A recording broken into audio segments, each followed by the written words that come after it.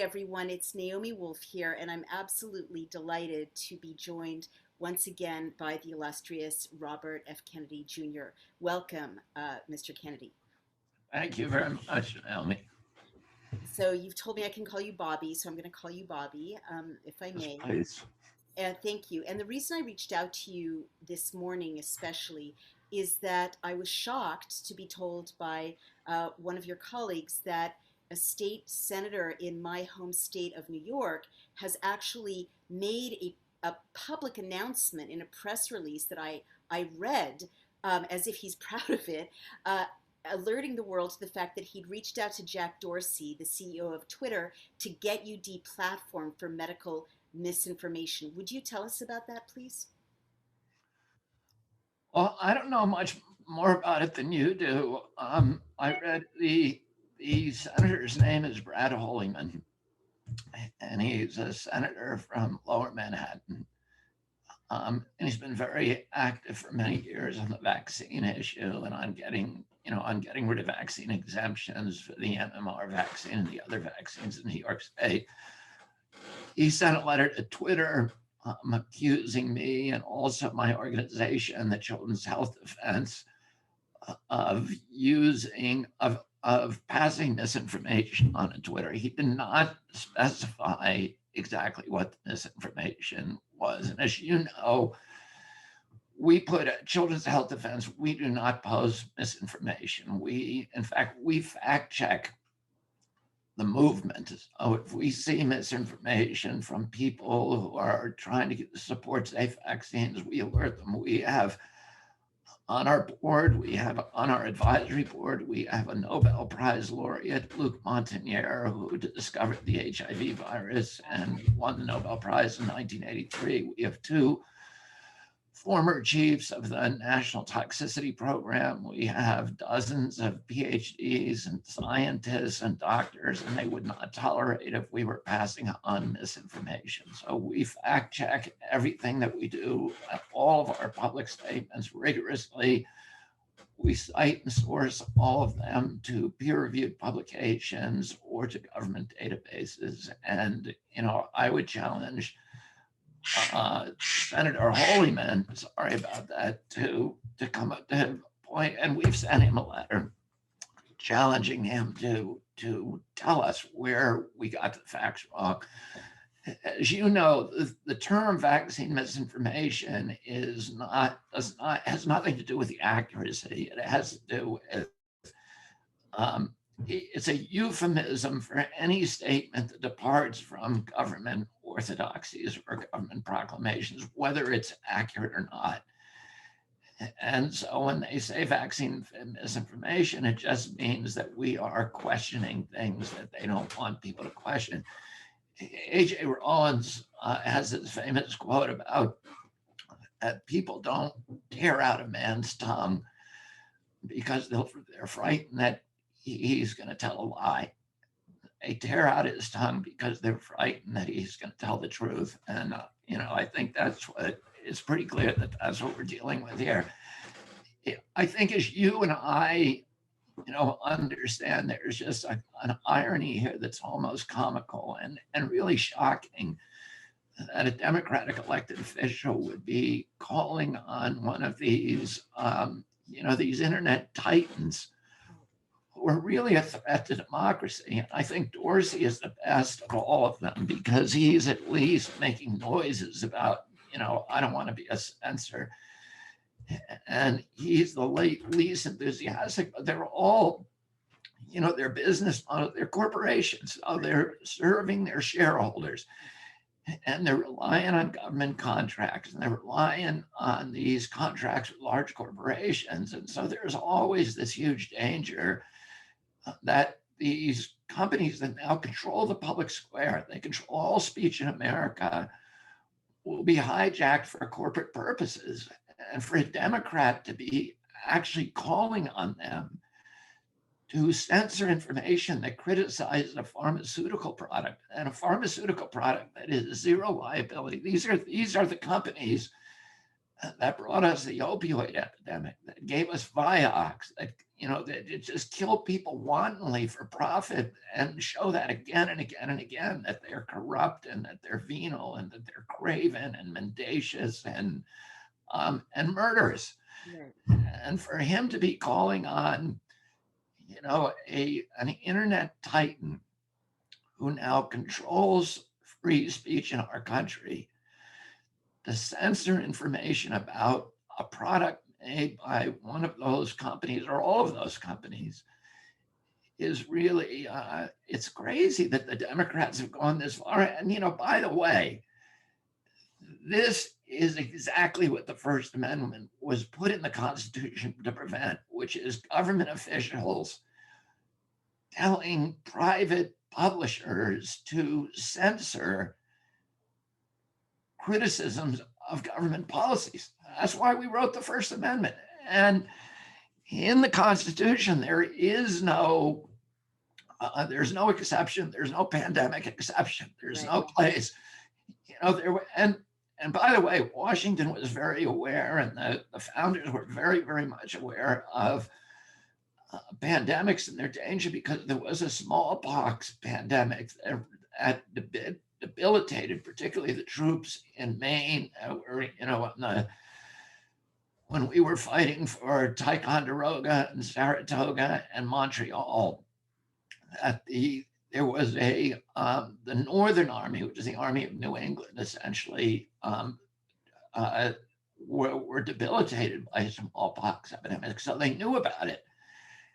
And they knew that it posed a danger and a crisis, a potential crisis, but they still didn't put an exception in the Constitution for pandemics. There is no exception. No exception.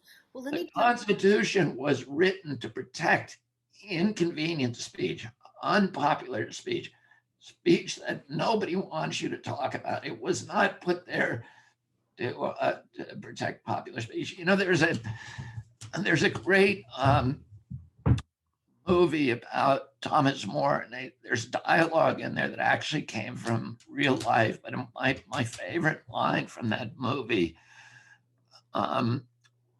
is a line when he's talking, Thomas More, who was essentially the Attorney General of England during the reign of King Henry VIII. He was the Chancellor, which is essentially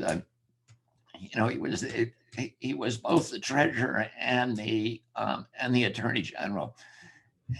And he said he was having an argument with his son-in-law, whose name was Roper. And Roper said to him, he said, the laws protect certain action. It was unpopular, and you have to just obey the law. And Roper said to him, so would you give the devil the protection of the laws? Are you giving the devil the protection of the laws? And Thomas More said, you have to do that. And, you can't cut a swath through the law to get at the devil. And Roper said to him, well, if it was up to me, I'd cut down all the laws to get at the devil. And Thomas More says to him, and once all the laws were cut down and the land was flat, what will you do when the devil turns on you? Where will you hide? And that, is a question that I would pose to Senator Holyman. Yeah. Is what, there's a lot of environmentalists who are saying it's okay to censor this information about vaccine information. Don't they know that the next information that is going to get censored is information that's critical of the oil companies? They're saying and the coal companies. What? I'm sorry, there are environmentalists saying it's okay to censor information about vaccines? Yeah, I mean, the whole kind of liberal infrastructure is endorsing it. It's crazy. Well, let's step in and focus in on, as horrifying as it is to have any voice that is not actually threatening violence, which is what the First Amendment doesn't protect, but otherwise the First Amendment protects speech very, very widely. As disturbing as it is to have any peaceful voices censored from a tech platform, when I read the state senator's press release, I was horrified that I confirmed that he did not identify your alleged misinformation. And that is really scary if you know the history of totalitarian states, or have even read Kafka. To be charged with a thing you can't defend yourself against is the hallmark of a show trial. But Yeah, or the McCarthy era. I or mean, this is what exactly, this is. This is just McCarthyism. It's, exactly. But let me just you ask are anti-vaccine, you. and therefore you need to be silenced. You're dangerous to society. It's like the Spanish Inquisition. It's not. There's no statement given. There's nothing that you did wrong. It's just who you are. Did you join that party? And by the way, I'm not anti-vaccine. That's their characterization of me. Exactly. And what's happening now is that more and more voices on social media like mine who are not particularly concerned in general with pharmaceuticals, even if we call attention to harms that are being done, you know I've been concerned about blood clotting that women are reporting, and menstrual problems, and postmenopausal menstruation, and instances of miscarriages and stillbirths subsequent to having the vaccines. I'm a feminist. It's my job to raise those issues. But I'm being now tarred as an anti vaxxer. And it is that kind of Salem witch trial, kind of inquisitorial. I mean, choose any historical period you want of kind of guilty till proven innocent. Once you're tarred with that brush, it's permission to not listen to you. But let me drill into this shocking spectacle of a Democratic state senator calling the CEO of a tech company to sick that tech bro on a voice, a peaceful citizen. For all he knows, you could be in New York, you could be a constituent, any fellow American. To me, taking a broad view of the whole thing, of all the troubling things, to me that is the most troubling, because that could happen to any of us.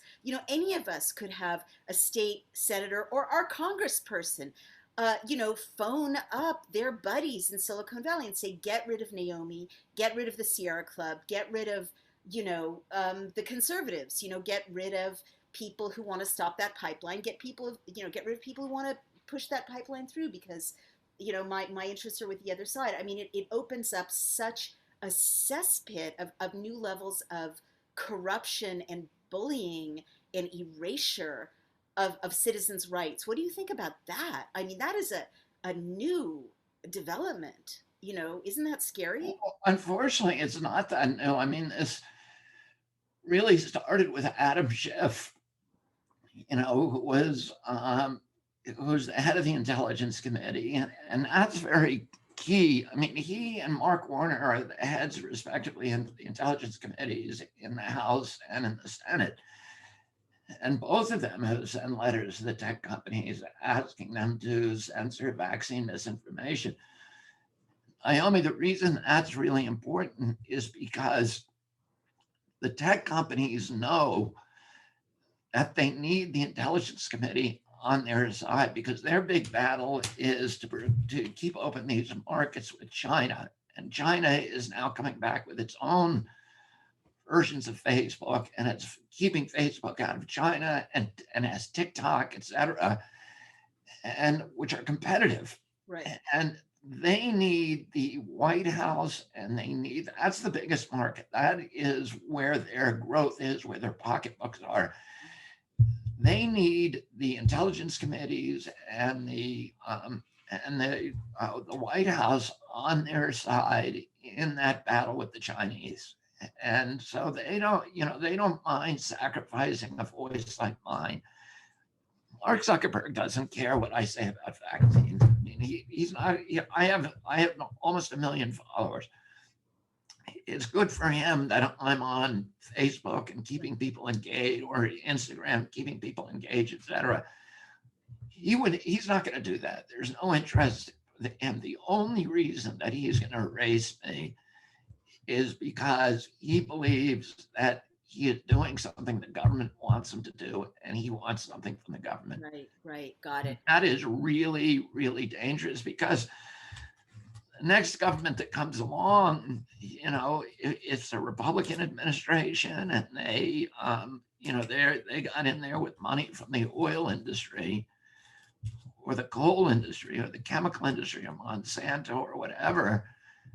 It's just as easy for them to do what you just said, which is to say, Kennedy's involved with mountaintop removal mining, and he's trying to clean the oil industry out of the wetlands in South Louisiana and the Mississippi Delta, and we need to shut him down on those issues. We need to make sure that his voice is not heard on the XL pipeline and all of these other issues. And it's kind of crazy that Democrats are not connecting those dots. Well, they're really, I will have to say, drunk with power. And when people are drunk with power, they always forget that it could be that that's not a permanent condition. It could be them on the receiving end. But it's not just those issues that could be targeted with another administration, or even this one with the right backers and donors and pressures.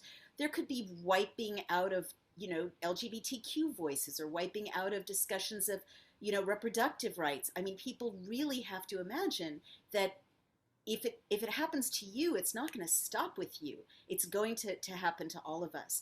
Um, Let me ask you. I would say this about that.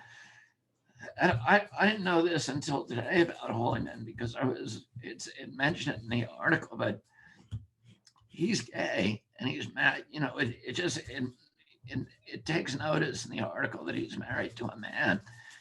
And that is a community that has been subject to extreme bigotry by the majority.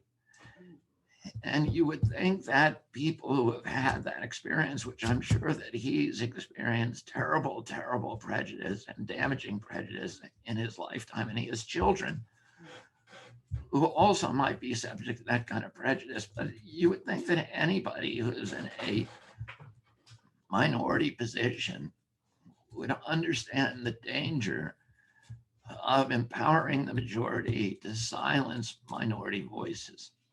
And how hazardous, what a peril that is. Absolutely.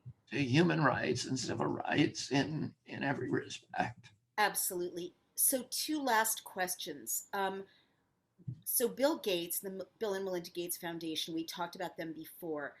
He obviously, is still involved, still benefiting from his inventions and patents in the tech space.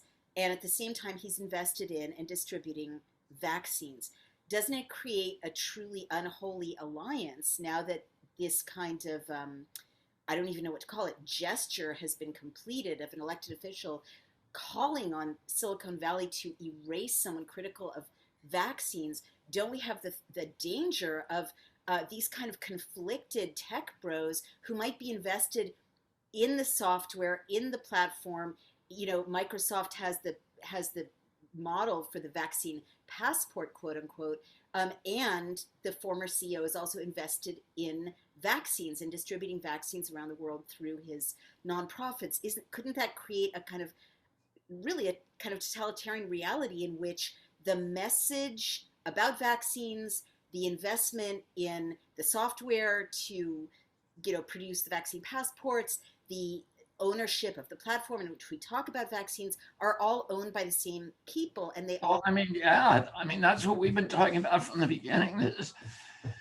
Gates has these incestuous relationships with Anthony Fauci that go back 20 years, where he's paying Fauci, and they have all kinds of really corrupt financial entanglements with each other. He brought Fauci to his house in 2000, and his $189 million house in Seattle, brought him into the den, sat him down and said, "I want to have a partnership with you." Whoa. The way that Fauci explains it is that Fauci would develop the drugs and then pass them on to the drug companies, to Merck, Sanofi, Gilead, Johnson & Johnson.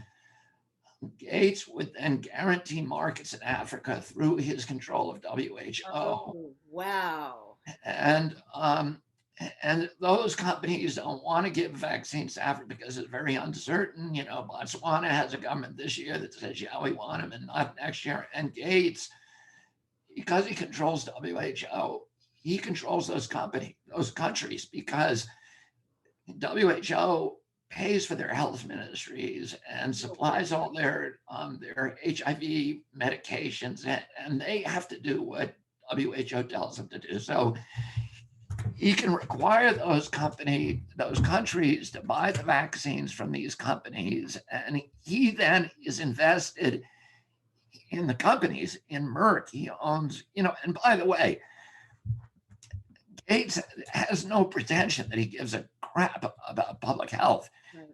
His other investments are in tobacco companies, in processed foods, in Coca-Cola, in Cargill, in Monsanto, in Philip Morris, Kraft, cheese, and then all the oil companies, which he owns stakes in virtually all of them. So he's not a guy who cares about climate, Right. or who cares about public health. He's a guy who cares about control, and who is, and who is deeply, deeply involved. Not only is he now, listen, you saw him every day.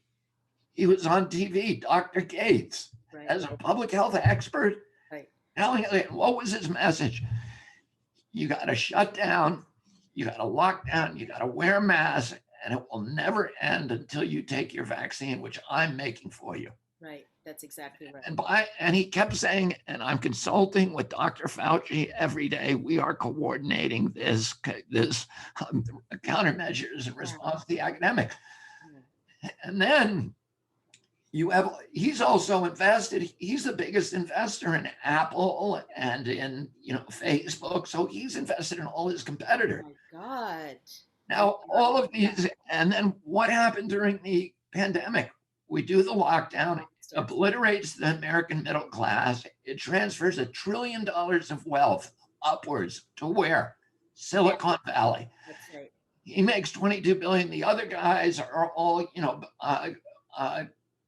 Elon, who's not really part of that cabal, but Jeff Bezos, richest guy in the world, they all have made 20, he's made 22 billion since the beginning, $22 billion he's made from the lockdown.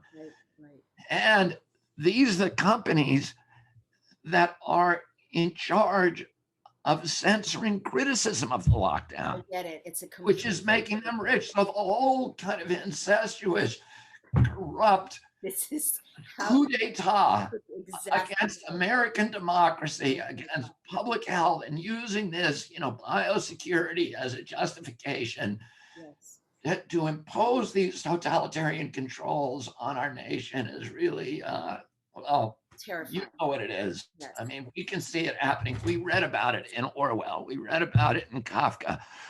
We read about it in Aldous Huxley, and we know what happens next. And it is a weird thing that the Democratic Party of this country I grew up in, that was the guardian of our Constitution, is now dismantling the Constitution. And we have never seen in American history an assault on the Constitution like this. During the Civil War, there was a big battle over habeas corpus. And people thought that's outrageous. Lincoln is trying to suspend habeas corpus. He's a tyrant. Now what's happened? Yeah. Look at all of our amendments. The First Amendment, the censorship gone, the free speech gone, religion, the right to the religious freedom. Well, the first thing they did was get rid of the religious exemptions to vaccines, which are 100 years old, and then they closed the churches, kept the liquor stores open as essential businesses. Freedom of assembly. They locked us in our house with no due process. Exactly. No regulatory process at all. They just say, stay in your house, do what you're told. Yeah. Freedom to petition, same thing. We're not allowed out to go out to Sacramento and talk about this, or to Albany. The jury trials, the 7th and 6th Amendment jury trials, which is, one of the first things that Fauci did was to say, we're going to get rid of immunity. We're going to give immunity from liability to these companies. Oh God. You can't get a jury trial, which is guaranteed by the U.S. Constitution. The Extraordinary. 14th and 4th Amendment rights of due process of law, the regulatory process on property rights, Oh, gone. A million businesses just told you can't operate anymore. yeah. No, that's a very comprehensive summary of Uh, it's the injustice. entire Constitution is being shit canned. Yep, yep. So, and as you and I discussed last time around, there are new alliances to end on a, a note of hope, or else we'll just, kill ourselves after watching this brilliant but alarming dissection of where we're at. Um, New alliances are being formed between people disaffected with the left, who are of the left, people on the right who know that now is not the time to be divided on the usual things that divide us. And I do see new allies coming together to fight for our freedoms, even though the oligarchs are also coming together across party lines. Sadly, in our country, mostly Democrats, but conservatives in other countries, it's nonpartisan, and that's the new axis. I think where the battle, it has to be waged. My last question: you've been so generous with your time. The timing of this is very notable to me.